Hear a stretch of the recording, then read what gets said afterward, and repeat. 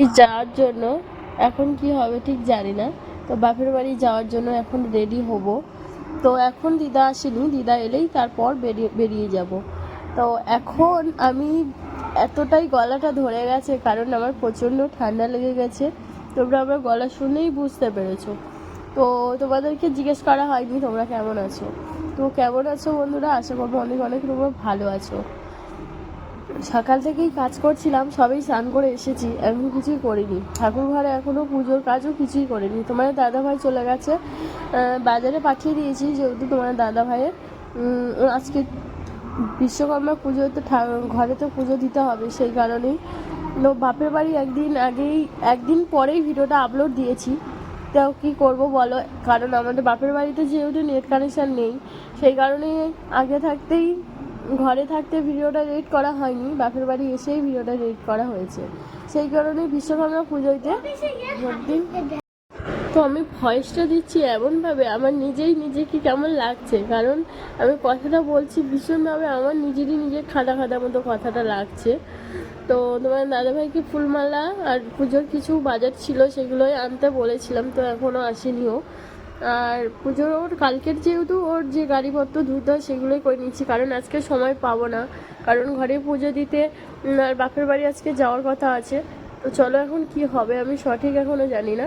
তো এদিকে ঠাকুর ঘরে মোটামুটি আমি কাজ সেরে নিয়েছি, আর আমার দিদিদের বাড়ি থেকে দুধ নিয়ে এসেছি। ঘরে যেহেতু রাধা মাধব সব জ্যামিতি যেরকমই ঠাকুর থাকে দেবো, সেই রকমই তো আজকে মনসা পুজোও দেবো, সেই কারণেই বলছি তোমার দাদাভাই ফুলমালা নিয়ে চলে এসেছে। আর আমি মোটামুটি এদিকে পুজোর কাজ কমপ্লিটও করে নিয়েছি। এখন যাব আমি ঠাকুর ঘরে, মোটামুটি তো কাজ কমপ্লিট হয়ে গেছে। এখন আমি তোমার দাদাভাইয়ের গাড়ির দিকেই যাব। তোমার দাদাভাই দেখতে পাচ্ছ ফুলমালা নিয়ে তোমার দাদাভাই ভালো করে দিয়ে দিচ্ছে, আমাকে দিতে বলেছিল, যেহেতু আমি বলেছি না তুমি তোমার গাড়িতে ভালোভাবেই দাও, আমি সিঁদুরটাই লাগাবো বলে আমি এদিকে সিঁদুর রেডি করছিলাম, আর তোমার দাদাভাই ফুলমালাটা ভালোভাবেই দিচ্ছিল। এই যে দেখো আমি সিঁদুর চন্দন নিয়ে এসেছি, যেহেতু বছরে একবারই পুজো দিতে হয়, যে বিশ্বকর্মা পুজোর দিনে যেহেতু আমাদের গাড়ি নিজের গাড়ি, তো বছরে একবার ভালো করে না পুজো দিলে হয়, যেহেতু ঠাকুরমশাইকে দেখে আনতে পারিনি, আমরা ঘরেই পুজোটা সেরেছিলাম। আর তোমার দাদাভাই এতটাই গাড়ি কালকে ধুয়ে এনেছিল, এতটাই তেল দিয়েছিল, মোবিল দিয়েছিল, সেই কারণেই আমার এখন ঠাকুরটা বানাতে গিয়ে এতটাই হাত কাঁপছিল আর এতটাই হাত স্লিপ করছিল, আর এদিকে ভয়ও লাগছিল, কারণ তোমার দাদাভাই একটু ঠাকুরটা বেঁকে গেলে আমাকে বকা দেবে, সেই কারণেই একদম ভয় করেও করছিলাম। স্বস্তিকা ঠাকুরকেই আঁকছিলাম, তো স্বস্তিকাটা আঁকছিলাম আর হাসছিলাম, কী করে আঁকবো, ভয় লাগছে, এতটাই হাত স্লিপ করছিল। পান্তা ভাত খাচ্ছি গো, মনসা পূজার পান্তা ভাত তো পাইনি, তো ওই জন্য হাঁড়ির পান্তা ভরে এসেছি, পান্তা ভাত খাচ্ছি।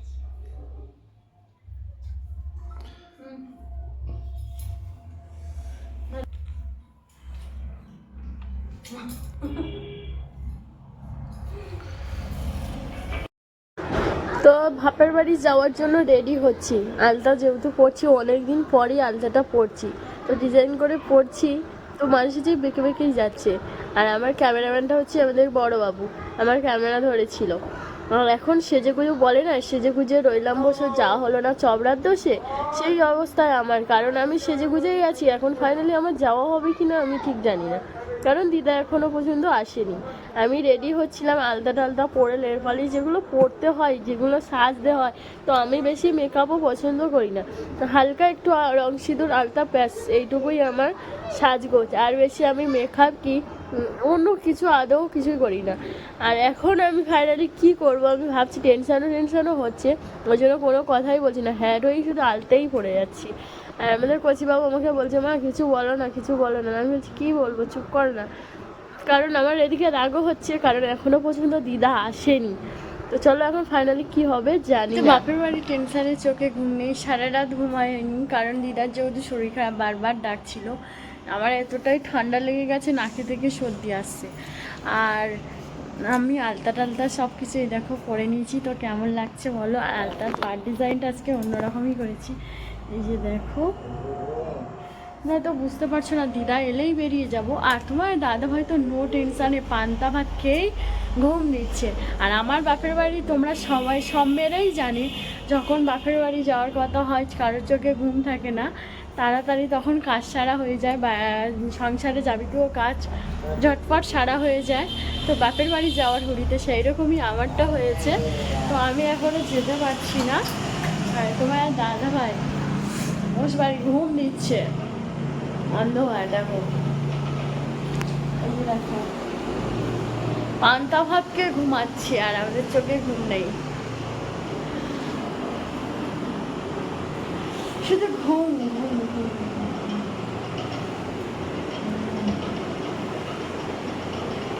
চক্ষু ছাড়ছে না, বাবুর চক্ষু ছাড়ছে না। ফাইনালি আমরা রেডি হয়ে গেছি বেরোনোর জন্য। তোমার দাদা ভাই এই রেডি, বড়বাবু এই রেডি, কচি বাবু ওই আসছে, এখনো রেডি পুরো কমপ্লিট। তো ফাইনালি আমার যাওয়াটা হচ্ছে। আমার দুটানার মধ্যেই ছিলাম, যাবো না যাবো না যাবো না যাবো না, এরকমই একটা দুটানার মধ্যেই ছিলাম। তো এখন ফাইনালি বেরিয়ে যাচ্ছি। চলো বেরিয়ে গিয়ে কথা হচ্ছে। ফাইনালি বেরিয়ে পড়েছি, যেহেতু দিদাকে আমি বলছিলাম দিদা আজকে যাচ্ছি, একটা দিন থাকবো আবার চলে আসবো। তো দিদা যেহেতু সবসময় ওরকমই করেই শুয়ে থাকে, আর দিদার খুব শরীর খারাপ, এদের সিধে আমাকে ডাকে আঁচল ধরে টানবে, তুই যাস না, এখানে থাক এখানে থাক। সেই কারণে ওকে দিদাকে না বলে গেলে তখন ও রাগ করবে, তখন বলে না গেলে তখন বলবে আমাকে বলে যায়নি, এ করেনি। তো ঘুমাচ্ছিল, ডেকে ডেকেই বললাম যে দিদা চলে যাচ্ছে, আর আরেকটা দিদা, এই দিদাটাই দিদার কাছে থাকবে। সেই কারণে প্রণাম করছিলাম, এক জায়গায় যেহেতু বেরোচ্ছিলাম, বাড়িতে গুরুজন আছে, আমার দেখা দেখি আমার অপু সোনাও আমার দিদাকে প্রণাম করছে। আমার এদিকে এতটাই গলাটা খসখস করছে, কথাটা ভালোভাবে বলতেই পারছি না। যেহেতু বাড়ির গুরুজনেরা যেমন শিক্ষা দেবে তেমনই বাড়ির বাচ্চারাই শিখবে। তো সেই বলতে না বলতেই এবার বেরিয়ে পড়েছি। তো রাস্তাইতে যাচ্ছি, চলছি, আর রাস্তার দুই দিকে এত সুন্দর ভিউটা লাগছিল, আমি আর মিস করতে পারলাম না। ভিউটা একদমই তুললাম, গাড়ির মধ্যেই সামনেই বসেছিলাম, তো সেই কারণেই ভিউটা পরিষ্কারভাবে উঠছে। আর আমার বাবুরা বলছে মা একটু নামো না নামো না, অনেকদিন পরে এই রাস্তাটা আসছি। এটা কোন রাস্তা বলো তো? এটা হচ্ছে গিয়ে কেল্লা, যে কেল্লা বলে সুন্দরবনে, যে কেল্লার যে কত 36টা না কত মুখ বলে সেইটাই, আমি ঠিক জানি না। তো এই রাস্তাটা অনেক দিন পরেই আসছি, তো এত সুন্দর লাগছে। যেহেতু নদী পাশে, দুই পাশেই, এক পাশে খাল এক পাশেই নদী, তো দুই দিকেই একদম ভাটা পড়ে গেছে। যেহেতু জলটা অল্প অল্প দেখাচ্ছে, কিন্তু এইগুলো একদম পুরো জলে ভরা হয়ে থাকে যখন জোয়ার আসে। এখন ভাটা পড়ে গেছে। এটা হচ্ছে কি জেটিঘাটার সামনেই। আমরা যেহেতু কেল্লাইতে যাইনি, তো কেল্লাই রাস্তায় থেকে আসছিলাম, অনেকবার গিয়েছিলাম কেল্লাইতে, ওই জন্য এবারে আর যাওয়া হয়নি। দুই দিকে দেখো কত সুন্দর জঙ্গল। তো এইখানটা ভিডিও বানানো একদম জাস্ট ভীষণভাবে ভালো হয়, কিন্তু এতটা শরীরটা খারাপ লাগছিল, আমি আর যেতে পারিনি। তোমার দাদাভাই বলেছিল যাবে, আমি বলেছিলাম না আমি যেতে পারবো না, আমার ভীষণ শরীরটা খারাপ লাগছে, চলো আগে দিদাদের বাড়ি থেকে ঘুরে। তো যেহেতু অনেকদিন পর, যেহেতু দিদাদের বাড়ি বাজ খেলা হচ্ছে, সেই কারণেই যাচ্ছি। তো বলতে না বলতে বেরিয়ে পড়েছি, আর আস্তে আস্তে আমার জুতোটাই ছিঁড়ে গেছে, ওই জন্য খালি পাইতে হেঁটে হেঁটে যাচ্ছি। তো অনেকদিন পরই বলতে পারো যে এই মাটির রাস্তা কাদা দিয়েই হাঁটছি। আর এদিকে আমার অপু সোনা ওর বাবাকে দিয়ে দিয়েছি, কারণ আমি নিজের পর আমি নিজেই নড়তে পারছি না, আমি অপুকে নিয়ে কিভাবে আসবো। সেই কারণে আমি একা একা হাঁটছিলাম, আর দিদা আমাকে দেখেই হাসছিল। আর এইটা হচ্ছে আমাদের দিদাদের আশ্রম, এখানেই বসলে আমরা এলেই পরিণাম করে। তো এখান থেকে অনেকটা ভিতরেই চলে এসেছি, এখন যাবো দিদাদের বাড়িতে। এতটাই রোদ্দুর, প্রতিদিনের মতো আজকে প্রচন্ড রোদ্দুর, আর আমি আমার অনুষ্ঠানের সাথে গল্প করছিলাম আর হেসে হেসেই আসছিলাম। তো চলো দিদাদের বাড়িতে গিয়ে কথা হচ্ছে। দেখো বাজ খেলা শুরু হয়ে গেছে, আর আমি বলতে কোনো সময় অনেক বছরই নৌকাতে উঠিনি, এখনো বাজ ছাড়িনি, যেহেতু এবার বাজ ছাড়ছে। এই একটা লোকও আর এই খুব সুন্দর লাগছে, এবারে দুটো যাচ্ছে।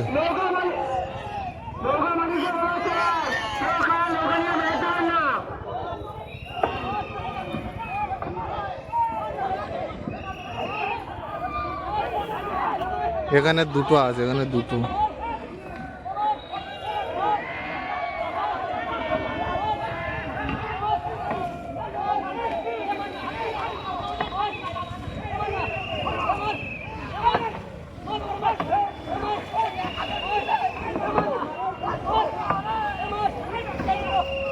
তিনটে, এখানে তিনটে আছে আর ওপারে একটা আছে।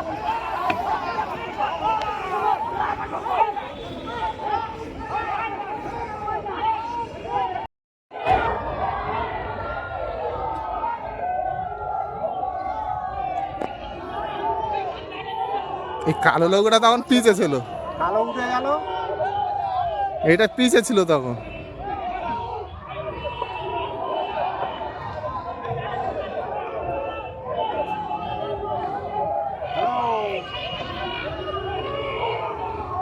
কোথায়? তখন সকালে লাস্টে গেছে। না না, চলে যাবো বলতেছি রে। হ্যাঁ, এই তো একটা ছাড়া যাচ্ছে।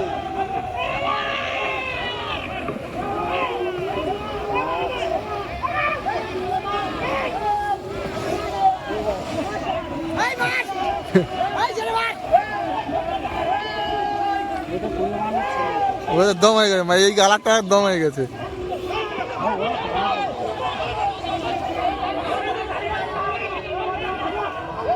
ওরা টানা পড়বে।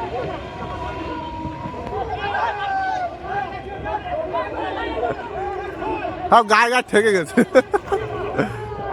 ওই বেঁধে গেছে যা, ওর টানে ফেলে দেবে। দুজন আর বেঁধে গেছে। ওই দেখতে অবস্থাটা দেখ।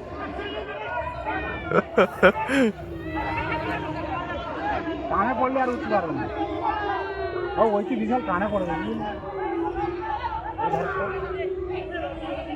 ওই ধারটা প্রথম থেকে টানে পড়বে। হ্যাঁ গো, টানে। ওরা দুজনে জড়ে যাচ্ছে তো, আর ইয়েতে চলে গেছে। ইয়ে ঘুরে ওর দিকে দিচ্ছে, ও ঘুরে এদিকে আসতে পারে না। আমি তো করি।